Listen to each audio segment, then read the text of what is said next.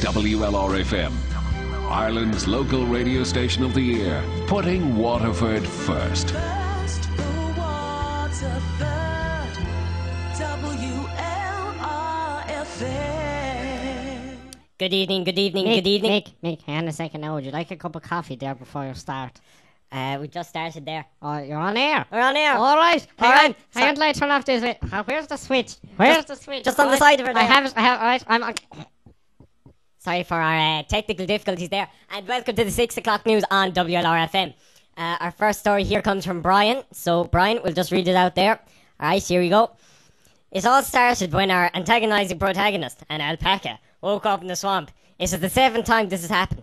Feeling alarmingly pleased, the alpaca slapped a wolverine, thinking it would make him feel better. But as most of us find out the hard way, it did not.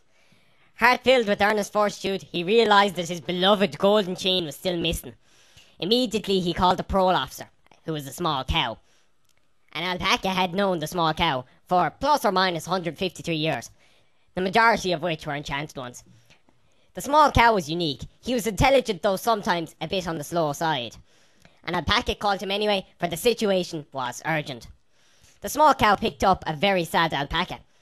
The small cow assured him that the most venomous koalas sigh before mating, yet Indonesian devil cats usually sassily sneeze after mating. Stress on after there. He had no idea what that meant. He was only concerned with distracting the alpaca. Why was the small cow trying to distract the alpaca? Because he had snuck out of the alpacas with the gold chain only 7 days prior. It was a striking little golden chain. How could he resist? But the story continued. It didn't take long before the alpaca got back to the subject at hand, his golden chain. The small cow panicked. Reluctantly, a small cow invited him over, assuring him they'd find the golden chain. An alpaca grabbed his elephant and disembarked immediately. After hanging up the phone, a small cow realised that he was in trouble. He had to find a place to hide the golden chain, and he had to do it aptly. He figured if the alpaca took the curb-jumping ghetto sled, he had to take at least 3 minutes before the alpaca would get here. But if he took the shopping trolley, then the small cow would be screwed. Mick, hang on a second. We have a bit of an issue here now. There's a flock of birds after flying in the window. Give me a minute. Oh, Jesus, lad. I'll keep them out of the phone. All right, Mick, you're good to go. Carry on. Oh, thanks, Brian. Anyway, lads, before he could come up with any reasonable ideas, the small cow was interrupted by 8 insensitive goats. They were lured by his golden chain, because we all know the goats like a bit of shiny. The small cow sneezed. Not again, he thought. Feeling concerned, he thoughtfully reached for his banana and recklessly slapped every one of them. Apparently, this was an adequate deterrent. The discouraged creatures quickly began to scurge back to their imaginary desert, squealing with discontent. He exhaled with relief. That's when he heard the shopping trolley rolling up. It was the alpaca. As he pulled up, he felt a sense of urgency. He had had to make an unscheduled stop at the Salvation Army to pick up a 12-pack of dangerously oil-soaked rags, so he knew he was running late. With a careful leap, the alpaca was out of the shopping trolley and with indiscriminately jaunting towards the small cow's front door. Meanwhile, inside, the small cow was panicking. Not thinking, he tossed the golden chain into a box of live hand grenades and then slid the box behind his elephant. The small cow was angered, but at least the golden chain was concealed. The doorbell rang. "Come in," the small cow charismatically purred. With a quick push, the alpaca opened the door. "Sorry for being late, but I was chased by some dim-witted social outcast in a homemade car," he lied. "It's fine," the small cow assured him. The alpaca took a seat ridiculously far from where the small cow had hidden the golden chain. The small cow cringed, unsuccessfully trying to herd his nervousness. Can I get you anything?" he blurted, but the alpaca was distracted. With his fists clenched and teeth gnashed, the small cow noticed a clueless look on the alpaca's face. The alpaca slowly opened his mouth to speak. "What's the smell?"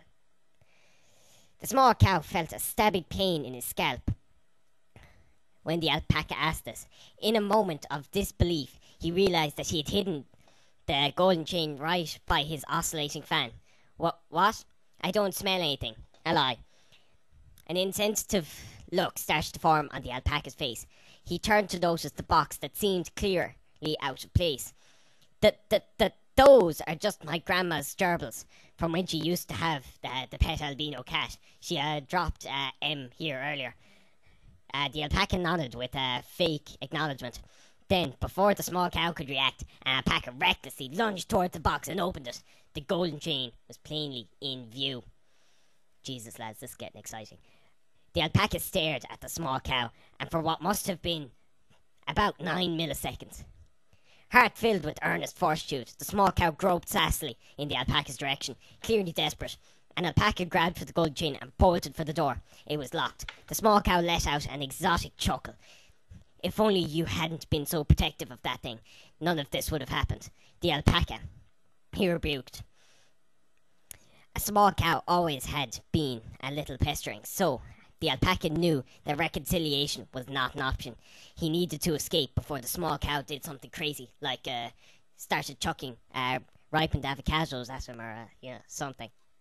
Ever so extemporaneously, he gripped his golden chain tightly and made a dash towards the new window, diving headlong through the glass panels. The small cow looked on blankly. What the hell?